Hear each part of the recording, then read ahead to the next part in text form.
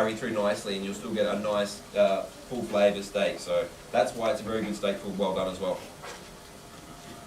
Okay, we're going to cook this until the next cooking point, which is I've always served mine at medium. Not for myself, I probably have a blue, but does anyone know blue? Does anyone know how to blue steak? It looks inside like this looks on the outside.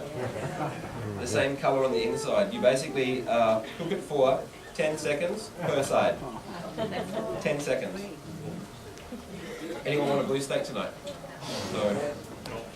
There's a trick with it actually. When I first started my apprenticeship, this basically you should take out of the fridge 15 minutes prior to eating it to let the room temperature drop down room temperature. Anything that's cold on a hot pan is going to shrink. So any meat you're cooking at all, take it out of the fridge, 10 to 15 minutes, put it on a plate, let it drop its temperature, and then put it on the pan. Okay? That'll also help stop shrinking. When I first started my apprenticeship, my executive chef said to me, if you have a blue steak in a restaurant and it only takes 10 seconds per side, why does it take 15 minutes to come to the table? And I said, a really slow waitress. And it's actually that point in time that you need to let the steak drop to room temperature for 10 to 15 minutes so that it won't shrink when it hits the pan. So a very important step. Okay. We actually, in the kitchen, normally we don't have these pans you see here today are a pan that we only use for demonstrations. There are other pans in the kitchen. There's a Teflon pan, non-stick, very small, easy to flip food, and we reduce the oil content in the diet so that there's less oil in the cooking process, which is very important. So in the kitchen, normally you would see, if you're in the galley, we just see a non-stick pan. Okay, the cooking point of this, as I mentioned, I want to serve this, say I was serving this to a guest, I want to serve it medium. The most important point out of all the steps is this next point, that the steak has to be rested, alright? So when it's cooking, if you could look inside the steak, you would see it, all the blood will be bubbling inside, and it's shrinking inside, okay? When you let it rest, the blood re-moistens through the meat, and it settles down again. So at medium rare, if I'm going to serve it medium, I take it off, at medium rare, let it rest for 10 minutes, let all the juices go back in through the fibres of the meat, let it rest down, so rather than being like this, it'll go like this. Then I put the pan on a very high heat, and I take it quickly to the next cooking point. 10 minutes later, very fast, from medium rare to medium. So I take it off at medium rare, let it rest 10 minutes, on a plate here.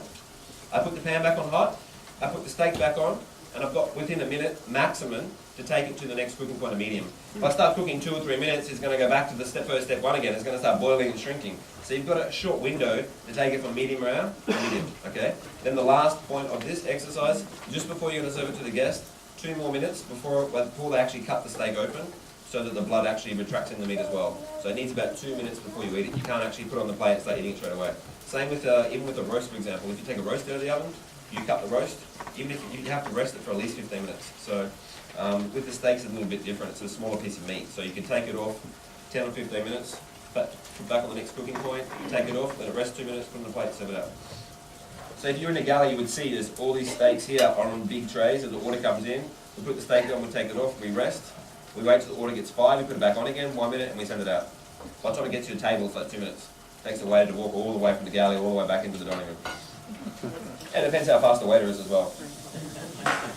Okay, so at this point now, I'm going to take it off and rest it. Then we're going to make the sauce. Now this is the last final step, which is very important, how to cook the perfect steak. You need to know how to cook the perfect sauce. So, has anyone ever bought a beef cube before?